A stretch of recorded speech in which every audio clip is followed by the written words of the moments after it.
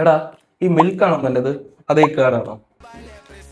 എടാ ഈ രണ്ടിൽ ഏകദേശം ഒരു 100 ഗ്രാമില് 60 കാലറീസ് ഉണ്ട്. അതിൽ നല്ല കാൽഷ്യം ഉണ്ട്.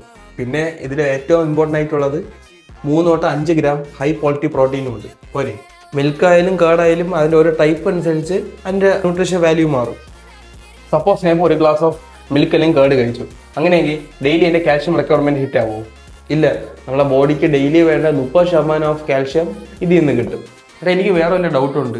എനിക്ക് പാൽ കുടിക്കുമ്പോൾ എൻ്റെ സ്റ്റൊമക്ക് അപ്സെറ്റാണ്, പക്ഷേ ഈ തൈര് കുടിക്കുമ്പോൾ ആ പ്രശ്നമൊന്നുമില്ല. അതെന്താ അങ്ങനെ? അതെന്തെന്ന് വെച്ചാൽ ചിലർക്ക് ഈ മിൽക്കിലുള്ള ഷുഗർ, അതായത് ലാക്ടോസ്, അത് ബ്രേക്ക് ഡൗൺ ചെയ്യാൻ അവരുടെ ബോഡിക്ക് കുറച്ച് ബുദ്ധിമുട്ട് കാണും.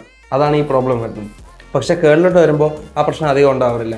കാരണം എന്തെന്ന് വെച്ചാൽ ഈ കേട് പ്രോസസ്സ് ചെയ്യുന്ന സമയത്ത് മിൽക്കിലെ ലാക്ടോസ് ലാക്റ്റിക് ആസിഡ് ആയിട്ട് മാറും. അത് നമ്മളെ സ്റ്റൊമക്കിന് ഈസി ആയിട്ട് ഡൈജസ്റ്റ് ചെയ്യാനും പറ്റും. സോ ഈ പ്രശ്നം അധികം ഉണ്ടാവാറില്ല.